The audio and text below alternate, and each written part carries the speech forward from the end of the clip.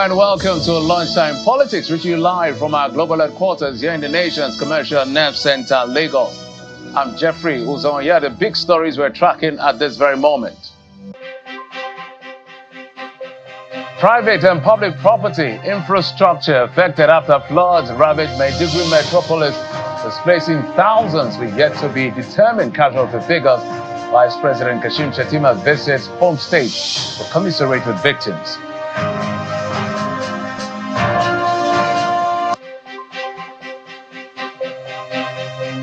If you think harassing Joe Ajero will intimidate us, then think again. Nigeria Labour Congress tells federal government after its president was arrested, interrogated and released at DSS earlier in the week. Based human rights activist Maxwell Opara suing the president, Bola Tinubu, and Mr. Kayode Egbetokun, the IGP, at the Federal High Court, asking the court to stop Mr. Egbetokun from parading himself as Nigeria's Inspector General of Police. Mr. Opara is also asking the court to declare that Mr. Egbetokun cannot remain in office as the IGP, having attained the age of 60 on September the 4th, 2024. He equally asks the court to hold that an appointment terminated by operation of law cannot be retroactively resurrected by a subsequent amended law, but no date has now been fixed for the hearing of this particular suit. Mr. Opara's suit follows the controversy that trailed the amendment of the Police Service Act, which now extends the service year to 40 from 35 and retirement age to 65 from 60, allowing the incumbent IGP to stay in office till 2027 on a 4-year term.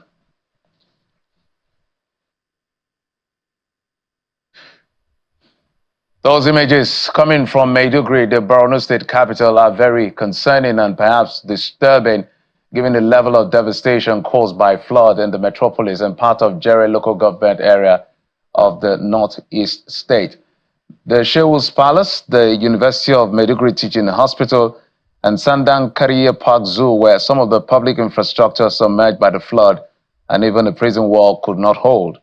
It is why the Vice President, Kashim Shettima, visited his home state, wading through the water to commiserate with thousands of the victims now displaced. So that's the Vice President trying to get entrance, I think, into the palace of the Shehu of Borno. Well, the state governor, Professor Babagana Zulum, says more than 1 million persons have been displaced by the devastating floods and confirmed the receipt of a 3 billion naira fund from the federal government, which will be used in addressing the challenges occasioned by this flood.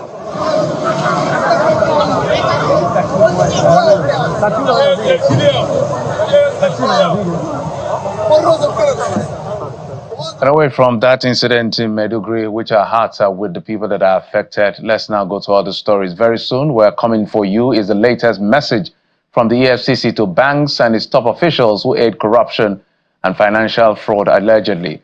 The Commission's chairman, Mr. Ola Olukayede, explains how Nigeria's financial system has been used by corrupt officials to steal government funds over the years, a practice he intends to stop. The chairman of the EFCC gave the hint of the prosecution for top bankers at this year's conference of the Chartered Institute of Bankers. We will no longer fold our arms. As a matter of fact, some of the mind-boggling major financial fraud that has been carried out that looked like an onslaught against the economy was done through the banking industry. And it's so sad that we have also compiled our documents, we have made the necessary investigation, we have concluded on certain, and very soon you'll see some banks being prosecuted, some top officials being prosecuted. We need to just do something drastic. Away from that, the Nigeria Labour Congress has vowed to continue its fight and condemn and demand rather for good governance despite the arrest of its president, Joe Ajero, who has now been released. Mr. Ajero was arrested on Monday morning while on his way to address an international conference of the International Trade Union Confederation in the UK. The head of Information and Public Affairs at the NLC, Mr. Benson Upa, stated this during an interview with Channels Television in Abuja.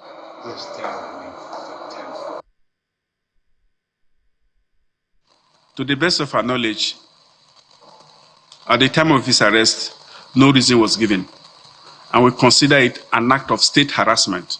We're in a police state, but we'll find that quite embarrassing, not because we do not know the character of the regular police state, but that the people perpetrating this evil themselves were once called themselves champions of democracy. And we have them here on video clips, chanting, saying all manner of things against previous governments at Ojota. If anybody within this administration thinks by harassing Joe Ajero or by monitoring the executives of NLC, tapping their phones, invading their privacies and all of that, that they will take us off our trajectory, they'll be making a very costly mistake, because Nigerians are with us on this. I want to tell you this. Well, it looks like interesting days are ahead of us as far as that issue is concerned. Let's move on now. Ahead of the Edo governorship election, which is next week, September the 21st, the Commissioner of Police is giving assurances of security agencies to ensure that the exercise is peaceful. Security officers begin clamp down on people with illegal firearms. The police gave the assurance at the meeting of the Interagency Consultative Committee on Election Security in Benin City, the state capital. The chairman of the Independent National Electoral Commission, INEC, along with some national commissioners, are in Benin, the Edo state capital, for an election preparedness assessment ahead of the September 21 governorship election in the state. Some of the INEC offices visited by the chairman include Ikoba Oka, Ego, Oredo, and Ovia Northeast local government. The INEC chairman also led the entourage to some of the centers where mock accreditation of voters took place and expressed satisfaction with the preparations. We are satisfied with both the level of preparation of our local government offices, and the three offices were visited, Oredo, Ego, and Ikpoba, as well as the two centers were visited for the mock exercise. I think we are good to go, both for voter accreditation as well as the upload of the results to the IRF portal. Back at the INEC state office, the INEC chairman meets with members of the Interagency Consultative Committee on Election Security for a brief on security preparations. The state police commissioner informs the gathering about efforts to rid the state of illegal firearms ahead of the election. We are not happy with possession of illegal arms by individuals, non-state actors, and so we are climbing down on them. All we are to do in the interest of a safe environment for the election. I assure you that we have enough manpower. We have support from state organizations, and we are really prepared for the election. But primarily, I have to assure you that we have units that are coming in. Before now, our intelligence units have been in town. They're already in town. And so we're able to filter information, get information, work on them, process them, and see how we could nip most of this in the board. Some of the arrests that are made, which I'm sure is a bit uncomfortable for some people, is because we want to make the area comfortable. It's less than 2 weeks to the election, and security is a major concern following clashes among political rivals earlier recorded at the beginning of the campaigns in the state. Our attention is on Edo State, and of course, the security of that state is a concern. So two-part conversation. I'm going to talk with the security consultant and then a politician on the second part within the time we have. But we understand there's supposed to be a signing of a peace accord to ensure that peace is, the election is peaceful as possible. Kingsley Uzoma is a security consultant. He joins us from Abuja Studio. Ms. Uzoma, thank you so much for coming on the program. Thanks for having me once more.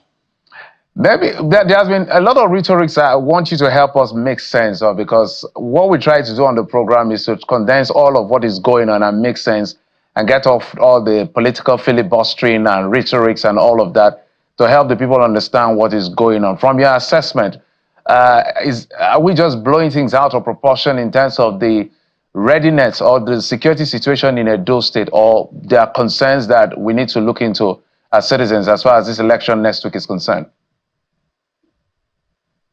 Well, thanks for that. There are concerns we need to look into. And beyond the mere rhetorics, you will recall that sometime in July, the INEC chairman, who is also the chairman on Interagency Consultative Forum on Election Security, he also raised the curiosity of security issues and concerns in that state. So between that time and now, the office of the NSA, the security agencies, they've been working behind the scene to see how that can improve. And given yesterday, a few days ago, based on the mock assessment done and some of the security informations we have, measures have been put in place to see how it can be reduced for the barest minimum. But again, don't forget that this is not the first time we are having an off-cycle election in Edo State and elsewhere. We need to go beyond the mere words because security mapping has been done long ago. We have it, the trajectory before now. Personally, I had expected that before now, that series of arms mop-up would have been done and also prevent other porosities and avenues by which illegal weapons, firearms find its way in the state. You will recall that Edo State is another state that is very peculiar and vulnerable to cultism and some high level of political thuggerism. But given the fact that it's an off-cycle election and more awareness has been created and also underway. So I expect the security agencies, especially the police, which is the lead security agency on election security management, to intensify its efforts and enhance professionalism to ensure that irrespective of the party in government, be it at the state level or federal level, if maybe they have some of these thugs that are maybe somehow from intelligence report working for their advancement, they need to make sure that they clamp down on them to enhance democracy, because free and fair election that is violence free, because issues of these non-state actors, or you call them political thugs or violence accelerators, they don't just operate in vacuum. They don't just operate for themselves. They either operate based on contracts to enhance and promote the goodwill of a party, an individual, also where they have interest they want to promote. Okay, because of shortness of time. So I wanted to find out from you, because we've been monitoring the rhetoric. Now, the PDP, for instance, which is the government, which is the party in power, I wanted to say, has been saying that this election looks like them against the police. Are you seeing the police responding effectively to say, look, we're neutral, or the police is not doing enough to show that there is supposed to be a level playing field? Because they've constantly have been talking about the fact that they don't feel comfortable with the approach of the police. Whether it's true or false, what you're hearing from the police as a counter-argument, is it enough? You see, the incumbent governor of the state, who is also of a PDP, he should understand better, because before now, one time his first tenure, I think he was with the ruling party, so he knows how police can be used to manage a situation. But for me, they are mere rhetoric. So it's the reality on ground that needs to show. So he and his party needs to enhance their mutual relationship with the police, because this belief that the party in power at the federal level controls the security agencies is a 50-50 away, and also depends on your approach. But him being on ground as the chief security officer of the state, he should be able to see how to enhance mutual relationship, especially when he engages the president or the national security advisor or the IGP, where he feels that the police are not doing enough.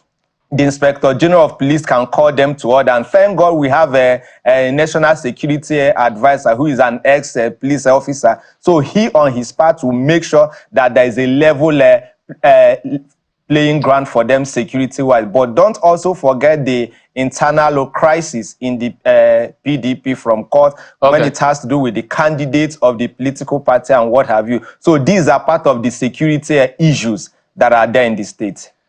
All right, so we're going to wind down on this particular one. There is a place I would like to position a voter, which I would like your intervention. I remember when the conversation about Electoral Act amendment started just after the last election, one of the persons who represented the IGP said one of the dilemma of the police is the fact that the police under the Electoral Act cannot act without being called upon by the polling officer. So, for instance, if there's a situation in a polling unit, the police has to be called upon by the polling officer to intervene. The policeman was now asking, what if the polling officer is the one committing the crime? What is left as an option? Imagine a voter being in that scenario. What would you advise the voter to do? My advice for the voter is you still rely on the police, because the primary job of the police is crime prevention.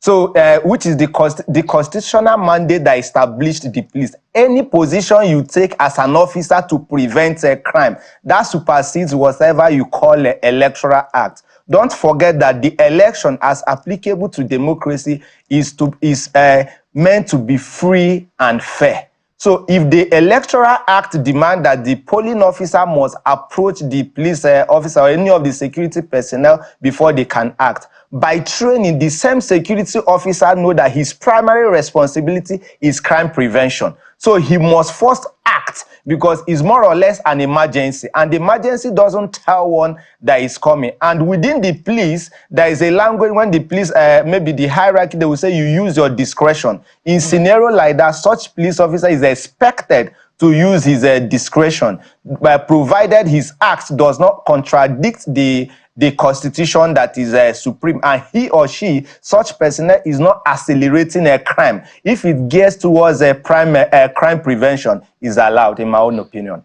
Mr. Ozoman, thank you so much. If you look at, we've been monitoring some of the things I've been saying. On one hand, I like the scenario you painted, so that a police officer who is listening will know what is up against in this election, because we don't know what the voting outcome will be like, because in the last election, if you take a 5 million average as the population of Edo State, just about 10% of that decided who became the governor. We hope this can be better at the end of the day, because on one hand, APC is talking about the Edo Security Network. On the other hand, the PDP is talking about the police. So it's just a gamut of accusation and counter-accusation. Thank you, Mr. Kingsley Uzoma, security consultant, for your intervention. Thank you so much. Thanks for having me. Absolutely. We'll take just a quick break. We'll be right back. And this time we're talking to a member of the PDP, one of the people that, like a pressure group within the PDP at the national level. Join us again. It is not in anybody's interest to undermine our democracy, particularly the police force. The police force is supposed to protect every Nigerian, and not some. I called the commissioner of police yesterday when I heard that they had arrested one of you, and he said he was going to get back to me, and until I speak now, I have not heard from him. Rather, I understand that that person has been transferred to Abuja. It is unconstitutional. It is not right. I am the chief security officer of Edo State. If a citizen of Edo State commits a crime in Edo, he should be arrested and charged in Edo State and not abducted to Abuja. I am going to make this known to the Inspector General of Police, and if the plan is not to have elections in Edo, then the world will know. So please be peaceful. Let's wait for the IG to come in tomorrow, and I will let my feelings known to him, because they are creating a very, very dangerous situation. Edo is a very unique state, and they should not hold anybody responsible if they create crisis in Edo, because a crisis in Edo can snowball into anything, and we don't want it for Nigeria.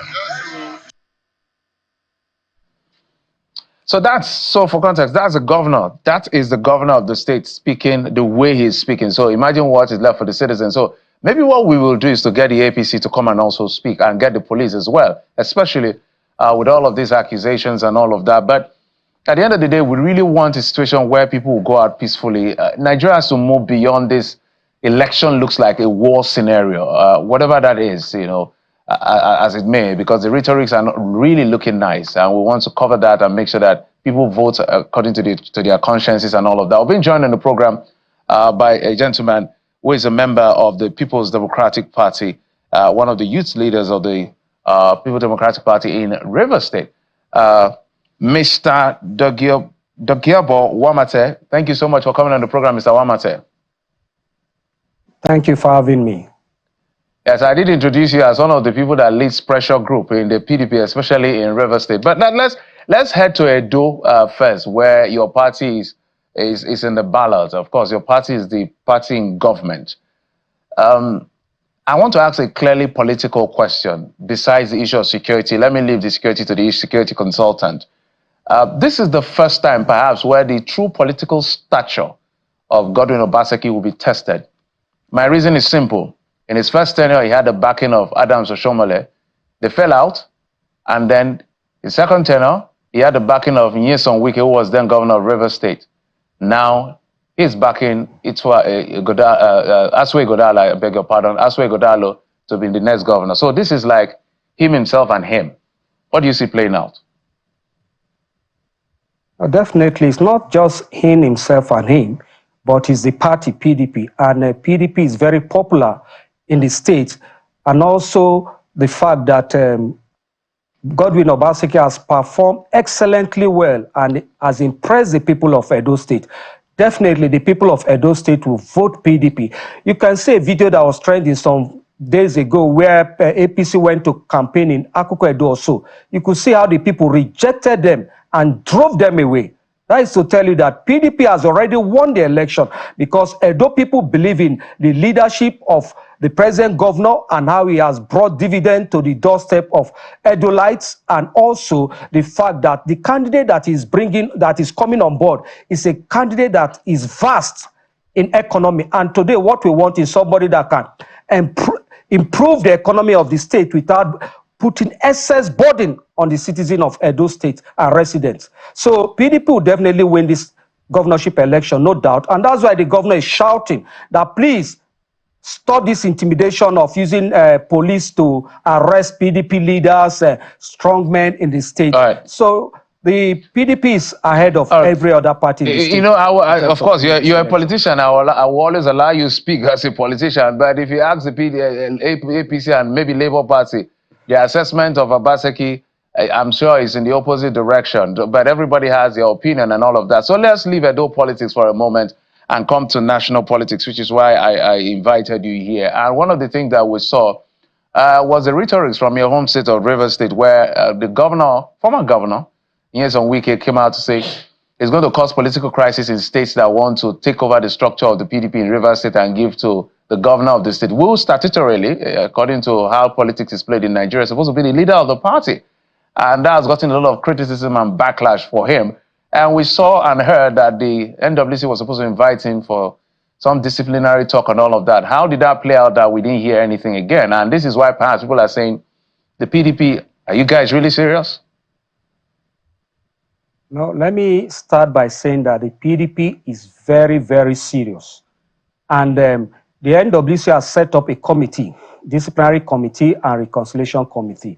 It is their responsibility, and not for now, not the responsibility of the NWC. So the NWC did not invite or has not invited Wike. Is the disciplinary committee, if there is petition, any petition against him, that will invite him, and mostly also the reconciliation committee. So there is no issue of NWC inviting Wike. And also to say, I've talk about the rhetorics where I said I'll put fire in states. You know, just like you have interpreted it to be cause problem. I felt very saddened that enlightened people does not understand or has forgotten their literature. Hyperbole. Wike was just using the hyperbolic term that he is going to react if any governor interfere in his own state within the PDP. That will also interfere in your own state within the party. That was what it was just emphasizing. Because some governors, he felt, are interfering in his state. My apologies. As a former governor, and yes. Nyesom Wike, FCT minister. Hold on, just a minute. FCT Minister Nyesom Wike said, quote, it will cause political crisis in those states. It didn't mince words. He said, fire, I will put fire. That was his word. I'll put fire. And it's an hyperbole. I'll put fire. And some people have interpreted it to be cause problem. That is interpretation of people. So the hyperbolic interpretation is going to lay emphasis, is laying emphasis on the fact that if you interfere in my state, I will interfere in your state politics too, within the PDP, within the sphere of the party. That was what Wike was trying to say when he said, I'll put fire in those that are trying to interfere in my state affairs. That was what he was trying to say. So people go out to say Wike said it will cause problem. Wike did not say it will cause problem. You just interpreted it to be problem. Why didn't they leave it as he said it will cause fire, it will put fire in their state? Leave it at that. If you don't, okay, Mr. Onote, so let's begin to wind down. Apparently, you did not listen to the entire speech. I listened. So when he said he will put fire in their state, he now said the crisis he talked about is political crisis, so that they will quote him rightly. So let's not even argue English. We heard what we heard. He said what he said. But where does this leave the PDP? Because as soon as it looks like there is a way forward, another crisis starts again. No, you see, what is happening in the PDP is what I call interest wrangling. We don't have crisis in the PDP. PDP is very much united under the present leadership of Ambassador Madamagu, the acting national chairman of the party. The party is united and making progress. We expect leaders to support him. You know that close to when there is NEC meeting, this kind of issues come up. All that is playing out is different interest groups fighting to protect their interests towards 2027, nothing more. There is no crisis in PDP. The crisis in other parties are even more than what is happening in PDP, but because PDP is the only democratic party in Nigeria, and that's why everybody is put eye on PDP. Otherwise, there is no crisis. Internal is interest wrangling in the PDP. And we believe that the PDP will definitely get it right this time under the present NWC. Okay, they are doing their best for the party. All right, Mr. Wamate, it's okay. We're going to have this conversation even further. Your neck is supposed to come up sometime, I think this month after the election. Hopefully, maybe in October, I heard it's been shifted again also. So as soon as that comes up, but however I want to interpret it, your party has been in crisis before the election, during the election, after the election. If you choose to posit it as interest wrangling, it's fine. Thank you so much, Mr. Dobai Kiabo Wamate, PDP member. Thank you for coming on the program. Thank you for having me. Absolutely. That's it on the program. Thank you so much for your time and company. I'm Jeffrey Uzama. You've been served on Lunchtime Politics.